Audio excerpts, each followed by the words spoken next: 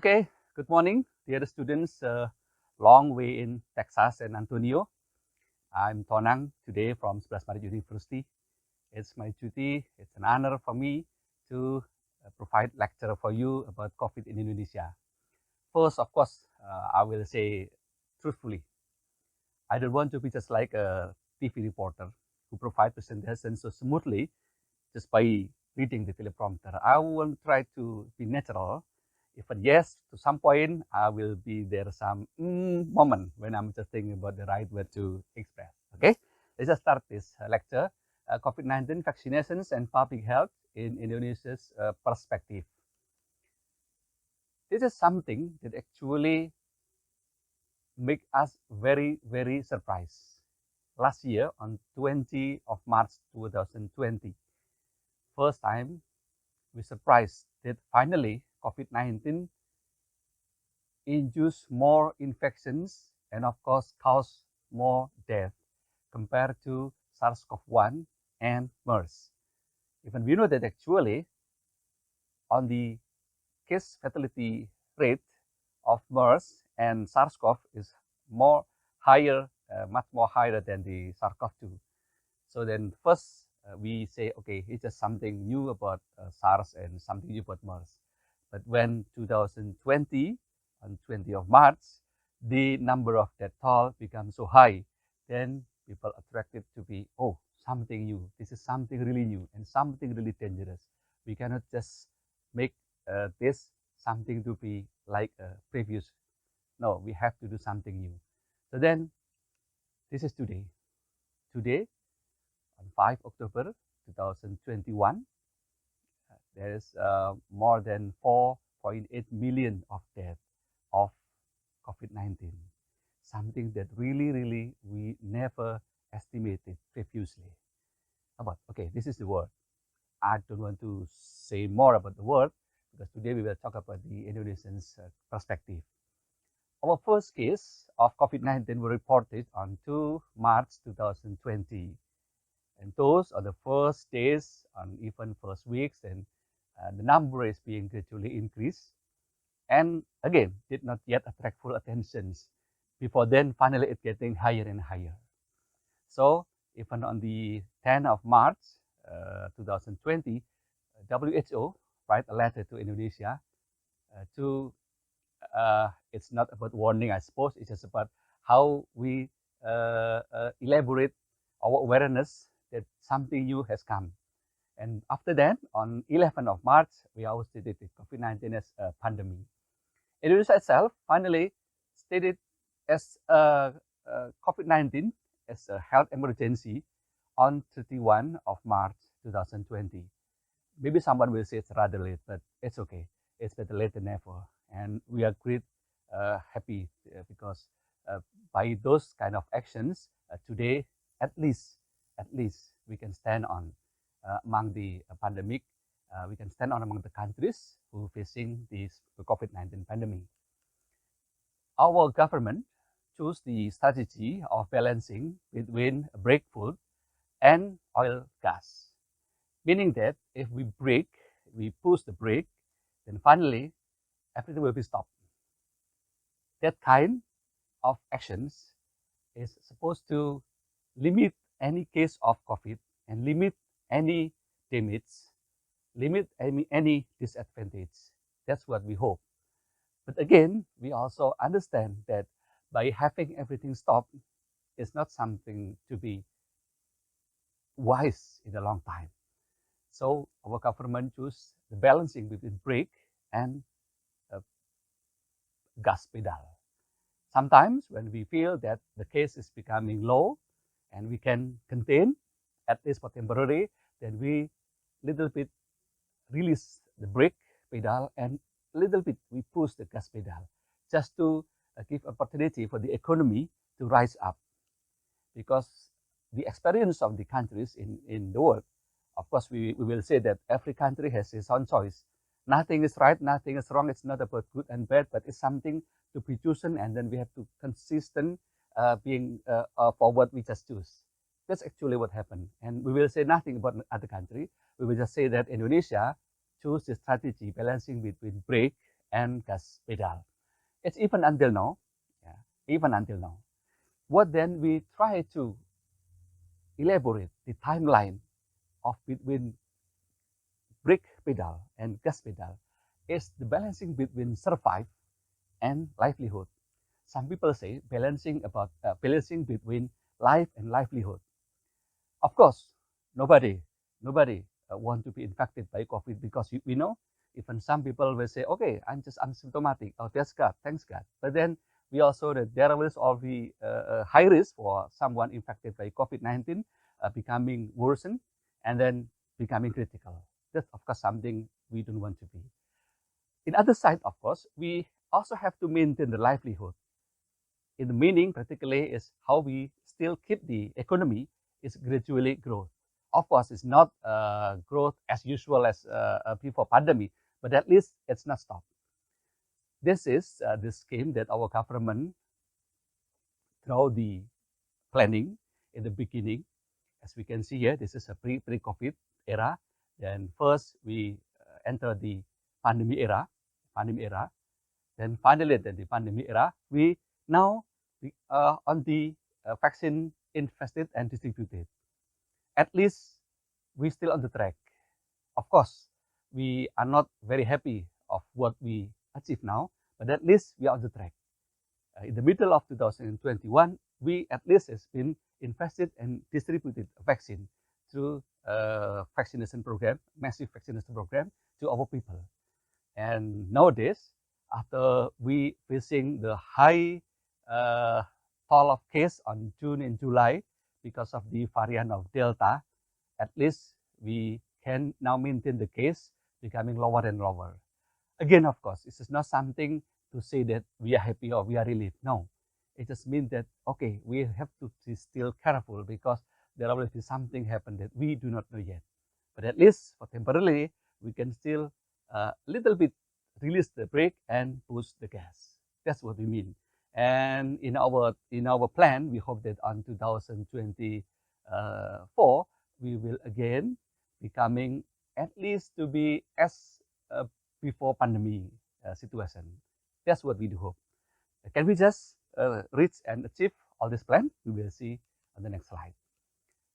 This is the official report from the Indonesian government as 27th of September 2021. We usually say that we have passed 2 waves.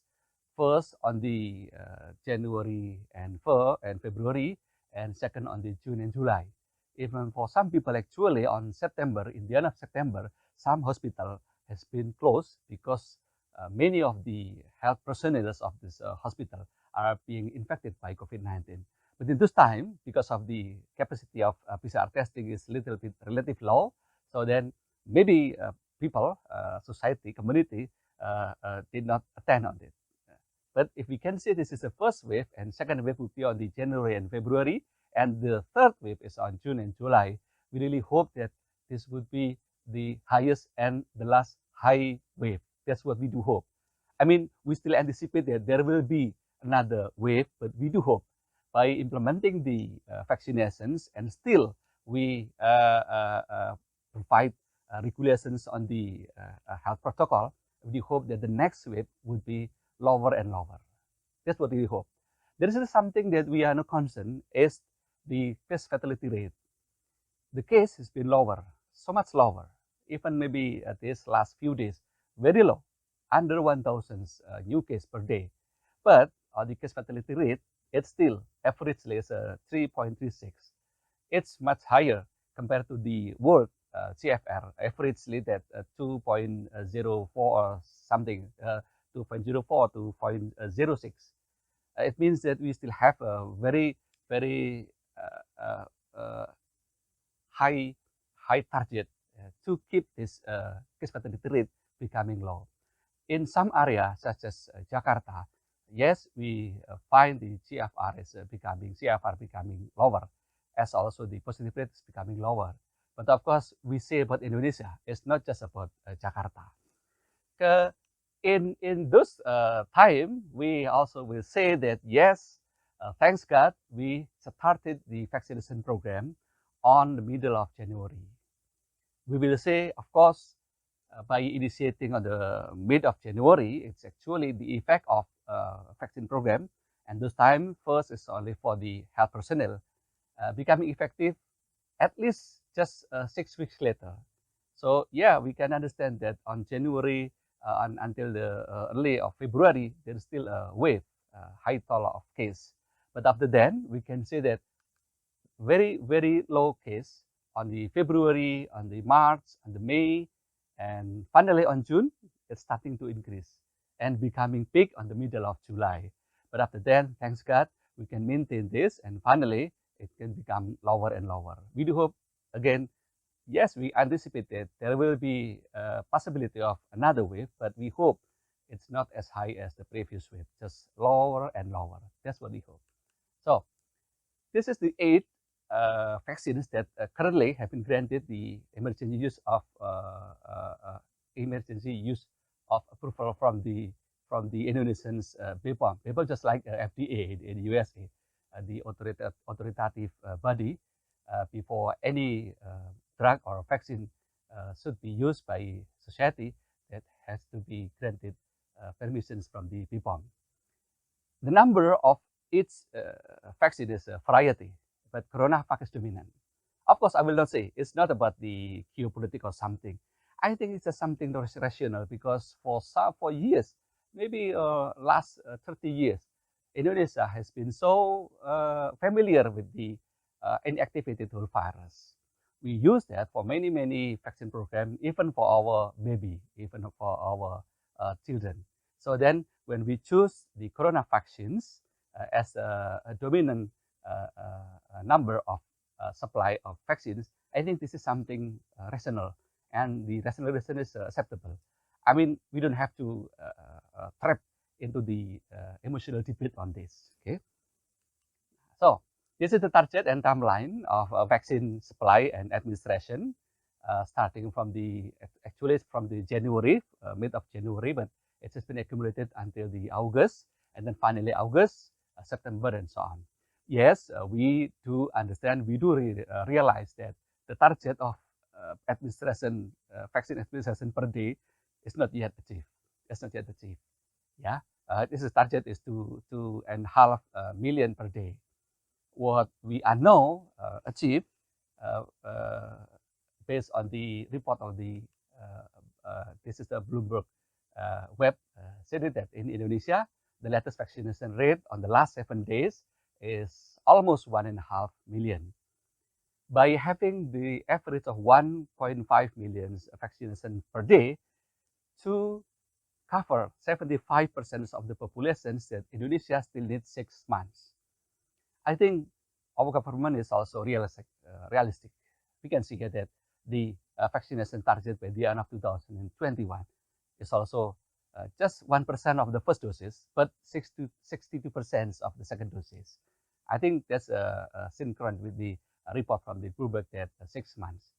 We still have 3 months in this year until the end of 2021, and 3 months. Even actually from the first time, actually Indonesia also planned to administer vaccines until the March of 2022.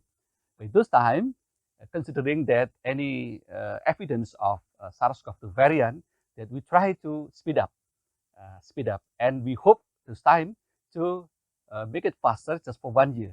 But finally, we also realized that it is something maybe a little bit too difficult to achieve. So 1% with the first dose and 62% with the second dose by the end of the 2021. Okay, this is the achievement of the vaccination program until yesterday. Until the 27th of September. But at least what I can say, of course, actually I have a data for the last data yesterday, but this is the official report from the hospital, from the government, I suppose. I mean, so what happened is actually, okay, we are at least on the track. Even yet, we still a little bit slower, but slower and lower average of vaccine administration, but at least we are on the track. If we compare also by the world report, actually, about how many vaccine has been administered, Indonesia is becoming the top of 6th rank. And the first until 5th rank is vaccine producing countries. Indonesia is not a vaccine producing country, at least not yet, because we hope we can produce next year. But by successfully administrating 147 million until 4 of October, I think this is something that we have to, relieve. Thanks God, we can do this. Considering that Indonesia is a big archipelago with a high population. So, even we can administer 147 million, if we try to compare share of people vaccinated against COVID-19, I mean fully and partially, 2 dose and 1 dose, we still get 19.18% for second dose. And for 1 dose is 1491. Of course, we know the target by the end of 2021 is a little bit high, but there's still time for speeding up again. If we compare on the number of people vaccinated, actually, we are not that bad. We are not that bad. Yeah, I just said later that 147. But again, what happened is because we are a big archipelago and high population, that finally the share of people being vaccinated is a little bit low. Of course, at least we are still doing and we're still running as fast as we can. In the side of administrating the vaccine that is imported from other countries, we also try now and conducting at least 6 clinical trials of COVID-19 vaccine candidate with variety of platform. At least there are 4 platforms that are ongoingly conducted in Indonesia, and we use the genome sequencing purely and originally from Indonesia. This is something that we hope we can produce the vaccines that much more specific with the virus that spread in Indonesia. We hope that next year, at least the middle of next year, there will be good news that we can produce this. But of course, at least now we have to be patient because the clinical trial is still ongoing. So until when actually we can hope that the vaccination program will impose the significant impact. In the concept of herd immunity among public community, of course, even it's very ideal and very hard to achieve actually, considering that now we can block totally the people mobilization. Even we implement the many regulations, but still we cannot block 100% people mobilization. But at least if we can estimate vaccination coverage of 40%, and of course we hope that actually there are also some people with the natural immunity of past infections, that we hope those time will be a switch from the outbreak mitigations, and then finally we start to control. Just start to control. It's not yet controlled, but start to control. And finally, when the estimation of vaccination coverage becoming 7 or 75%, we hope those time we can contain. Contain means even if we have a case of COVID-19, our health service capacity is still in competence to care the patients. That's what will be the containment. Something that we also have to be careful is that this is what WHO has been warning since several years ago. It's not just about COVID-19, it's just about vaccination program actually. First time when we try to, in the stage 1, before any existing vaccines has been administered, of course the case is high. When we try to start administering the vaccines, then the case will be lowering down. The more the vaccine coverage, the lower the new case report. But we have to be careful because actually there will also a risk when people is becoming very familiar with vaccines. Then sometimes the more vaccine has been administered, that it means there is a risk. There will be also some side effect, and something that side effect is not relieving for us, because when we spread the news of side effect, then people will say, "Oh, I don't want to be vaxxed." That's something. So please, we have to be careful not to be trapped. Beware of this trap when the outbreak still again rise up. That's what we really now try to understand. So people will also say, please be careful. It's not over yet. We do hope after we can go through and go through the outbreak and the threat, and finally we can really eradicate the disease. Even of course for the COVID-19, it's not eradication that we do hope.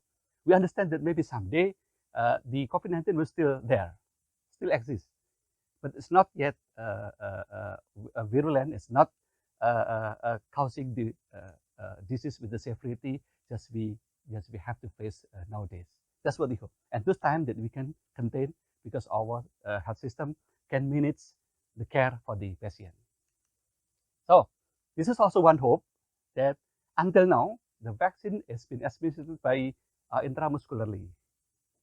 There are some clinical trials now, then we hope that next year would be released, then there will be intranasal vaccines. There is some advantage more than the intramuscular vaccines for this kind of disease, yeah, because when we do the intramuscular, we actually induce dominantly IgG antibody on the lung. That's good, of course, that's very nice, but it means that we do not have yet enough power to block and to inhibit the infections of the nasopharynx. If we have intranasal vaccines, it means that we have the IgG on the lung, and we have also IgA and also resident memory cell on the nasopharynx that will inhibit the viral infections. That's what we hope as an ideal. But of course, you know, this it's more challenging, takes more time and energy. But we hope from at least from the 8 clinical trial will be at least one to be released next year. Okay, now even I can share some achievement we can achieve so far, but actually every day many hawks about COVID-19. Recently, the hawks seems focused on the vaccine and vaccination issues. Ministry of Communication and Information issued daily report on those hawks, and I'm one of the member of the team to clarify the hawks. But up to now, still there have been hundreds of hawks being clarified. Even then, but still, let's never stop fighting. There will always be new hawks day by day. Okay, I think we just can say that, okay, hawks is hawks, and we have to fight again and again, but we do not have to make this to stop our vaccine program. Last but not least, medical students in Indonesia, by law, not yet granted permissions to provide health services, such as administering the vaccines. But actually, assisting the activity of massive vaccination is very, very welcome. And we do practice this with our students in Sebelas Maret University. We have been successfully administered thousands of vaccines until now, and now still ongoing for another thousands of vaccines. So another thing also, the students are very energetic and powerful in fighting hawks. This is something very good compared to me as an old people. So our dear students, so never left behind in COVID pandemic. We may have our big role there, even we are not yet a doctor. Thank you. See you again next time. I'm Tonang from Sebelas Maret University. See you. Thank you.